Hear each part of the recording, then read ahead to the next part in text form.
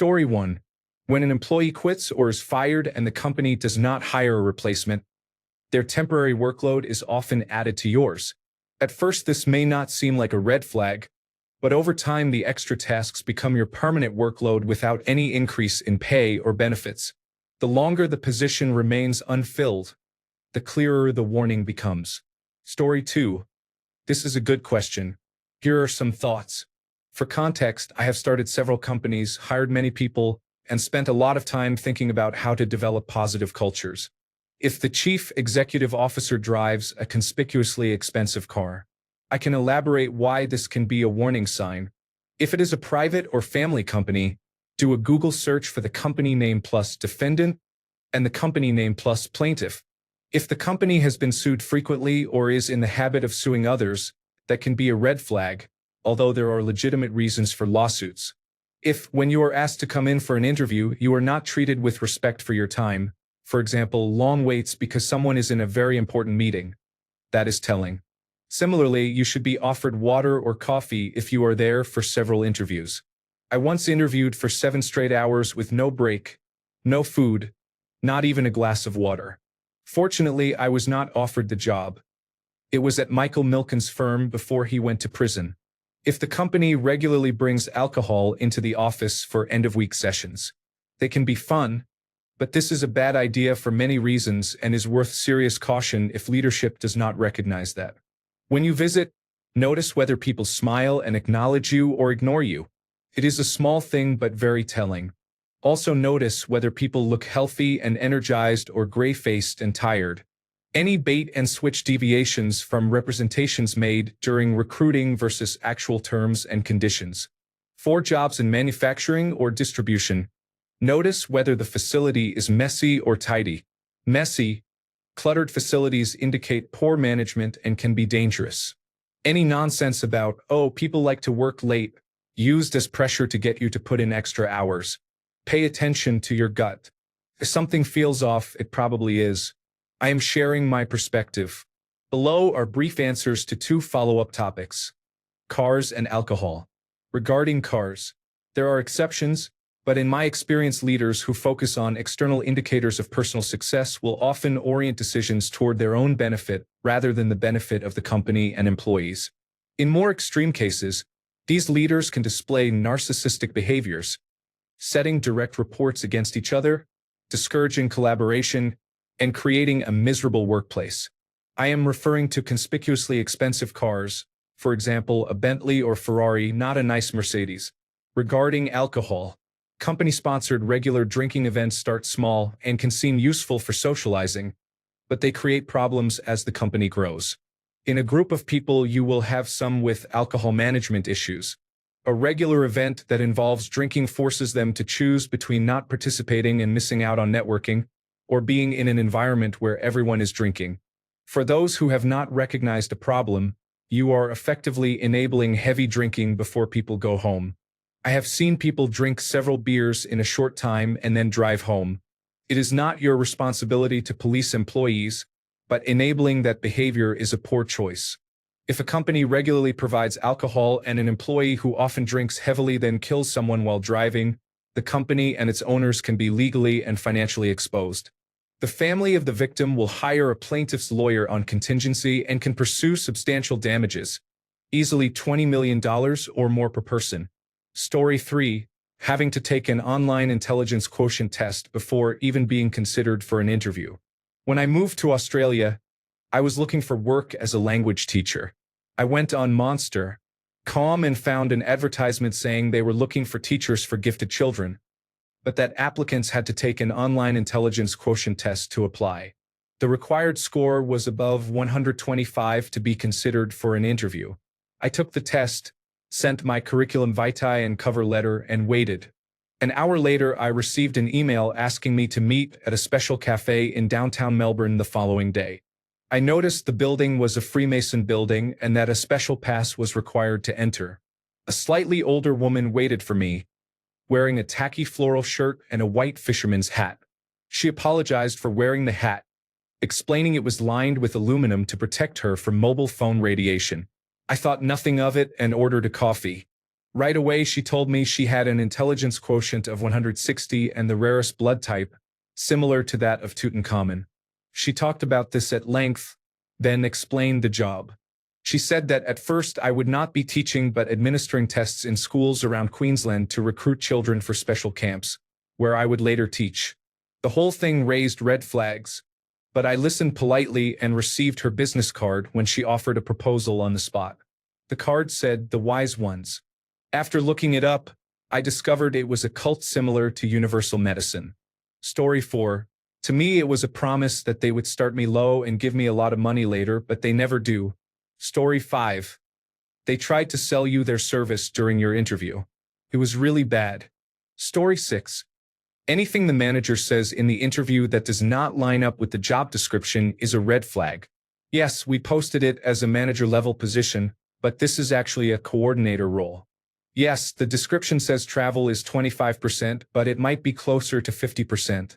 It just depends. We did post it as a remote job, but we prefer people to be in the office a specified number of days a week. Yes, we phrased it that way in the job description because corporate says we have to. All of those are red flags. Anything a company is vague about should raise concern. Story 7. If the job description lists an overly broad salary range from $25,000 to $100,000. Story 8. I know people rightfully like to criticize human resources, but if a company brags about not having a human resources department, expect it to be very disorganized at a minimum. Story 9. When you do not get a review until you ask for a raise, all of a sudden your work is being questioned and you are being berated. Story 10. Sorry, no money for your annual raise due to the pandemic. It is a lie. Story 11. Open interviews indicate that people leave faster than you can bring them in, and for good reason. Story 12. I interviewed with a regional vice president of a billion-dollar company for a sales role. When I asked whether the position was a backfill or open due to growth, he said it was a backfill. I asked whether the previous person had been promoted or moved to a new role, and he replied that the company had more people quit in 2021 than ever because they cannot handle the pressure. I declined the next step in the hiring process. Story 13. They tried to rush me into a decision once the offer was made. I interviewed with a company that would have required me to relocate across the country. There were 3 rounds of interviews, and they left me completely in the dark for weeks between rounds, then invited me to the next round only a few days before each interview. After the final interview, I heard nothing for over a month until they made an offer and gave me less than 24 hours to respond. I would have been moving 2,000 miles to a place I had never been, and all interviews had been virtual. They wanted me to start 6 days after the offer. When I asked for more time to decide or to move, they said no. They needed an answer the next day, and if I accepted, I would have started in less than a week. I declined the offer. Story 14. I always ask why the role is open. Is it a new position or am I replacing someone? And why did that person leave? This reveals the interviewer's reaction. If they seem nervous, the previous person may have left because they were unhappy. I ask how long team members have been in their roles. If no one has been there more than 2 years, I would be concerned. Since I work in sales, I ask what the key performance indicators are and how many people are actually meeting their quarterly and annual targets. This reveals whether targets are set unrealistically high and whether the culture is one where you are never considered good enough and are always pushed to do better. I also ask how they are building team culture, since this shows whether colleagues are friends or just there to do their jobs. Story 15. Multiple managers to report to. If you are being interviewed or hired and told you will report to multiple managers, meaning there is not a clear chain of command, managers' directions, goals, or instructions may eventually conflict. You can get caught in the middle, and one or both managers may use that conflict against you in performance reviews. Story 16. The sink or swim technique. It was my first day as a cashier. I had a couple of hours of training, then I was by myself and we were overwhelmed. Suddenly a rush came in and I asked for help. The manager said, "Sink or swim, we are busy back here. Figure it out." I laughed, but customers were not happy because I still did not know how to properly enter orders, especially modifications. Story 17. Nobody works here for the money. Why should they work there then? Story 18. They advertise competitive pay, but they will not disclose the actual salary in the posting or during the interview. Story 19. The interviewer asked if I planned to have children. I was 19. Story 20. Employers may ask whether you are willing to put in the time to make sure deadlines are met and work is done, or whether you are the type of person who leaves when the workday is finished. This is generally corporate speak for requiring employees to work unpaid overtime. Story 21. I once interviewed with a large organization that had a site in the town where I lived. They were proud of their new top-of-the-line facilities. During the tour, they pointed out a lovely Zen garden intended for employees to unwind and clear their heads. The problem was that the garden was directly across from the higher-ups' offices, which defeated its purpose. Story 22. There is a misery wall when walking into work. After a certain point in the building, the feeling changes significantly. Story 23. It's frustrating when they refuse to tell you what your starting salary will be or avoid the question altogether. I didn't apply for the job to be part of some family work culture. I came here to get a job and be paid. Story 24. Many provisions in the company policy state they do not apply to employees in Colorado and California. Those states have statutes that are more protective of employees than those in the other 48 states, so the policy is essentially saying the company will do X where the state requires it but will disregard the rest. Story 25. Work hard, play hard. You will work so hard that you and your colleagues will become intoxicated at happy hour to cope with the stress. Story 26. If they are being sketchy, nonspecific, or giving you the runaround about basic questions you would ask, such as expected work hours, pay, and benefits. Story 27. While I waited in the lobby for 5 minutes, 3 employees passed by at different times.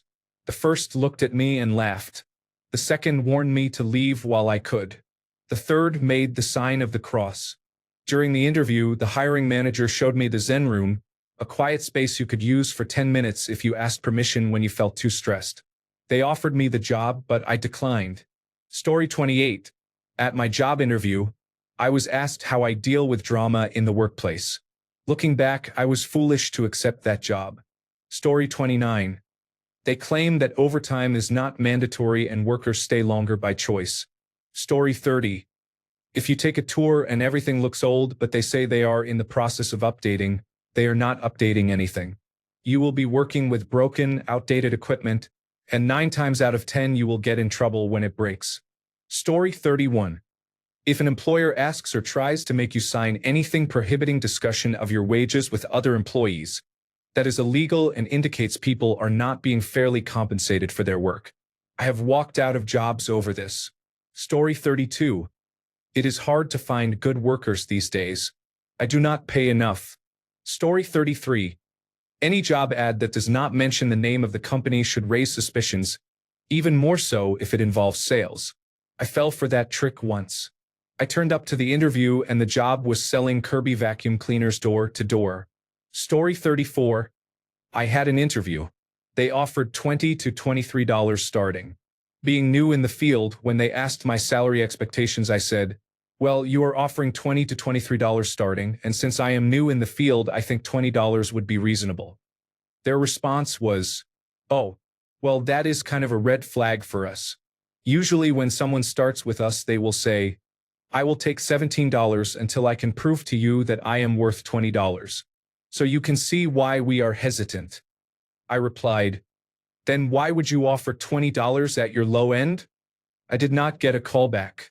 Story 35. We are a family here. No, we are co-workers. I do not love you. I would not do anything for you. We have boundaries. Story 36. Coming out of college with a mechanical engineering degree, this was my second engineering job interview. I decided to see it through for the experience.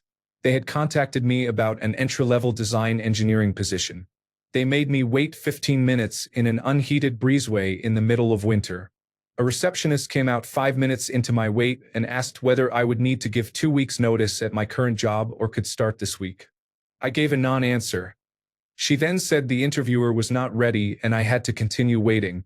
When I finally met the manager I would work under, he mentioned he had been at the company 2 months. They started with the standard tell me about yourself question, then immediately pivoted to pay. The manager said they understood what I might expect in terms of compensation and asked me to hear them out before making a decision. That was odd because I had not mentioned pay in my introduction. We did a quick 2-minute tour. No workers looked up as we passed, and it was almost silent. The work area looked like it had been furnished in the 1980s.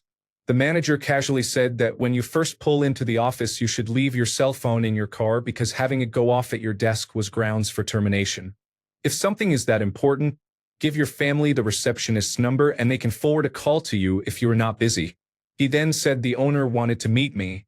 The owner, in his 70s and the founder's son, told some personal stories but asked no technical questions. He slid a folder across the table and said to quit my job today, start tomorrow, and he would give me $2,000. The folder included excerpts from their policies. 2 highlights. Doctor visits and funerals were unexcused absences unless you used vacation time, and being more than 15 minutes late twice in a calendar year could lead to termination. The salary amount was blank, so I asked about it. He looked at the manager and asked what the manager thought was fair. I requested a market rate salary for the position and my education. They countered with a number more than $25,000 per year less than my request, saying they were glad to pay more later after training and onboarding, which would take 6 months, and during that time I was not doing all the responsibilities of the role. I asked what the training entailed to justify the lower pay. He said I would have to start at the bottom. For the first 6 months I would be in the warehouse loading and unloading product from semi-trailers. I thought he was joking. He was not. I said thank you, that I needed to think it over and walked to the door. The owner half-blocked the exit and said that if I left then I would be ruining my future and that the opportunity would set me up for life if I was willing to make sacrifices. I said I would call the next day and left. The whole interview lasted 45 minutes. At home I received an email from the owner accusing me of leaving the interview and saying that if I had any experience they would start me closer to my desired pay, and that I was making the worst decision of my life by not taking the job.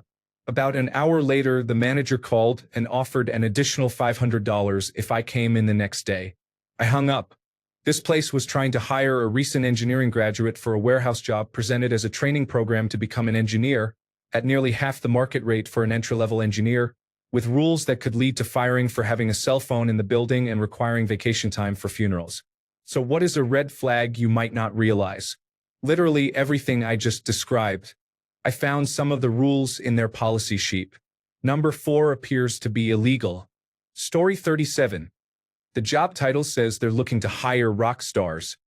Story 38. Referring to the company as family is wrong. Employers are not your family. A family cannot fire you. Calling colleagues your work family is a guilt trip to make you leave your real family and work extra hours for no pay. My company does this and it grosses me out. It works on young hires, but older employees roll their eyes. Saying this is not your typical 9-to-5 schedule means you are on call 24 hours a day, 7 days a week. Avoid companies that have a cult following and invent their own language. Run. Story 39. Whenever an ad says flexible schedule, it never means that you can work when you want. It always means they can schedule you at any time from week to week without providing consistency. Story 40. I once had an interview with a company scheduled at 3. The company door was locked for the safety of clients, so I stood outside for around 5 minutes, knocking and calling the office number. The person who was supposed to interview me finally came out and said they were heading home and would call me the next day. The next day they called and offered me the job, and like an idiot I accepted. That level of unprofessionalism was only a soft start to what really went down there. During my less than 5 months working there, 6 of my coworkers quit.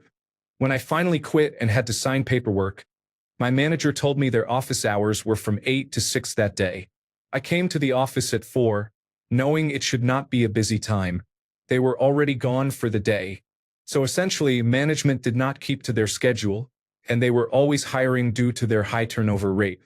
Story 41. In software development, any take-home interview assignment that cannot be finished in under 4 hours is a red flag. Some shadier companies have been caught outsourcing labor for free this way. Even in the less nefarious scenario where it is genuinely just an evaluation, If a company has so little respect for your work-life balance that it requires a day's worth of unpaid labor to interview you, it probably will not respect that balance if it hires you.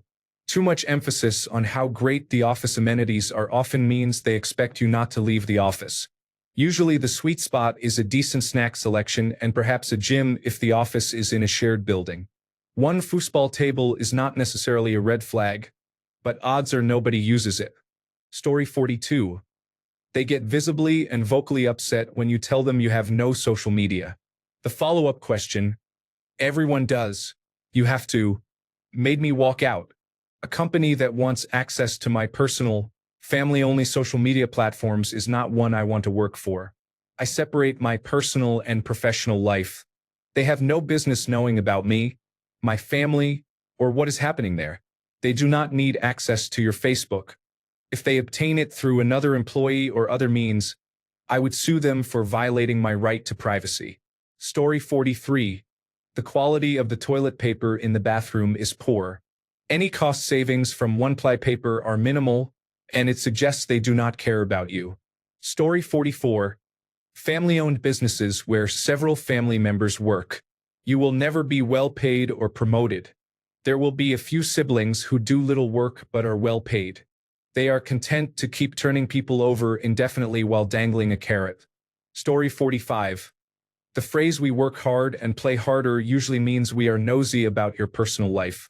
Story 46.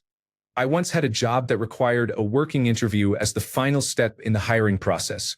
I basically worked an entire day for free. Story 47. Overall poor ratings from negative employee reviews on Glassdoor. That site exists to give employees a place to review their employer anonymously. Use that information. Story 48. The company does not pay for coffee. Employees chip in if they want it in the office. If the company is too cheap to provide coffee, I will never get a raise. Story 49. It is a meritocracy, of course, based on how much you are willing to let them walk all over you. Story 50. We work hard and we play hard. We are a family here. Listing a fast-paced environment as a benefit. Story 51. Examples include when the interviewer uses the word family or asks how you would describe your vibe. Story 52. If a workplace keeps you waiting past your scheduled interview time, it will not respect your time once you are hired. Story 53. When I was looking for a new job last year, my interview question was, how did the company respond to the coronavirus disease 2019 pandemic? I followed up with, what did the company do when the stay-at-home order was issued? Were employees still compensated, or was hazard pay introduced? That may not apply to every situation, but I figured that if a company treats its staff well in the worst of times, it will probably treat them well in the best of times. I declined positions at companies that did not put their people first, and now I work at a fantastic company. Story 54. I applied for a sales position. When I arrived, there were 30 people in the waiting room. The interview process took hours. We were interviewed in groups and candidates were eliminated throughout the day. It felt like a popularity contest, and they had no respect for my time. At one point, I decided to have fun and try to play the game. I ended up being chosen. The manager told me they usually did not select women and that I reminded him of Natalie Portman. He asked if I had any questions. I asked what the product was, and it turned out to be door-to-door knife sales. Story 55. We work hard and play hard. Translation. We require you to participate in our toxic workplace culture. Story 56. They always say they value their staff but never pay them enough. Story 57. You may have to buy your own uniform or equipment. The organization has a high turnover rate. If the interviewer says we are like a family here, be cautious. Story 58. When learning new things does not lead to making more money, leave. Story 59. There were 2 or 3 nice cars in the parking lot, and the rest were beaters. Story 60. Incompetent or clueless managers have no place on a good company's management team. The hiring manager is the company's face to potential candidates. If this person does not impress, neither will the rest of the managers. Story 61. Giving employees only a $10 gift card and a thank you message as a year-end bonus. Story 62. When you call in sick and your bosses immediately ask why or interrogate you about your illness. Story 63. When the job description says we are looking for an individual to work in an exciting, fast-paced environment where no 2 days are the same, it means it is going to be a toxic, hair-pulling, and stressful job. Story 64. Raises that are only cost of living increases. Story 65. Optional overtime is always offered, but you will feel pressured to accept. The family environment is used to induce guilt and pressure employees. They seek people who plan to stay, but turnover is high. Be prepared to leave in less than a year. Story 66. When a company says competitive salary but hesitates to provide a specific number. Story 67. There are many signs from employers that people might not immediately recognize as warnings. Examples include asking for your social security number before you have been offered a job, requiring you to sign a non-compete agreement, or making you take a drug test before an offer has been made. Story 68. When free bagels or donuts on Fridays come to an end, it usually precedes a round of layoffs. Story 69. I went to an interview where the company required business professional attire because they said they are old school and you need to look the part. The same company also does not offer direct deposit. Story 70. Bartender here. If owners get drunk, especially regularly, at their own bar, you are in a slow-moving tornado. Leave. If they use cocaine or other drugs at work, run for the hills. Story 71. As a nanny, when parents say they want someone who is part of the family, I decline. I am your employee. Family members sometimes treat each other poorly, speak rudely, and give each other guilt trips. That arrangement is not a good idea. Story 72. My employer is 90 years old. She was 84 when I started. During the interview, she asked that I be referred to by my middle name rather than my first name because it was also her husband's first name, and she did not want confusion about who was being paged. In hindsight, I see that as a red flag about her ability to manage and lead. She cannot handle deviation from the norm. New ideas and technologies are dismissed because we have never done it that way before, and she reacts theatrically to disruptions of schedule or routine. Her ability to adapt to changing circumstances has become nearly non-existent, if it was ever present. Story 73. The company often talked about lofty visions for the future and sharing benefits with current employees, but offered no concrete roadmap. I wasted a year burning myself out at my previous job because I took the owner's words at face value. It took me too long to realize he was lazy and had no idea how to reach those goals. He simply talked about them to motivate employees. I worked very hard to grow the company, and my simple requests for help were met with placating words, so I would do the work myself. The owners were shocked when I gave my 2-week notice. They assumed my hard work was full buy-in and did not expect someone to expect tangible benefits within a reasonable time. Do not work outside the scope of your current role in the hope of a future payout. Story 74. When they hire you directly but, on your first day, make you sign a contract with a temp agency. Story 75. When you ask what is the best part about working there, and they respond with things like, oh, it is a great location, or we get free lunch, instead of saying what they like about the actual job or company. Story 76. Arbitration agreement. They are asking you to sign away your legal right to a jury trial and instead confine you to a private, court-like system that frequently favors employers and may require you to pay both sides legal expenses if you lose. Any decision is binding and cannot be appealed to a higher court. Arbitration is meant for two equal parties to settle their differences, not for an ordinary employee to take on a large employer for workplace abuses, or for a customer to take on a company. I was in the final hiring stages with a temporary employment agency when they asked me to sign an arbitration agreement. I refused. I said it indicated that they did not trust me or that they were not a good place to work. If the former, they should not hire me. If the latter, I should not work there. They referred the matter to their legal department to resolve. They never contacted me and I found work elsewhere. Story 77. The phrase "we all wear a lot of hats" is corporate speak for we are cheap bastards who make you do things outside your job description. Story 78. We always provide lunch, so you do not leave your desk or the building. Story 79. They tell you they are going to give you a company truck to run your route. The caveat is that your shift begins when you reach your first stop and ends when you finish your last stop. Your first stop could be an hour of driving on your time, and your last stop could be another hour. Can be insidious. Story 80. Many employees are dating each other. Prepare for drama.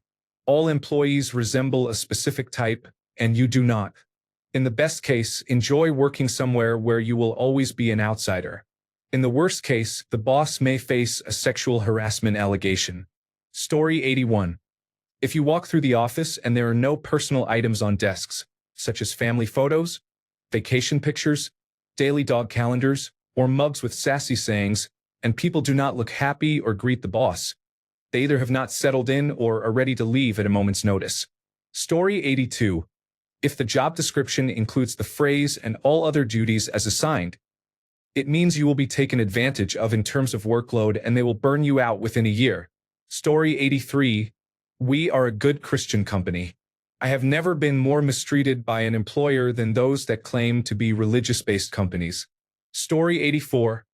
If someone asks for links to your personal Facebook or Twitter pages, run. I do not have either.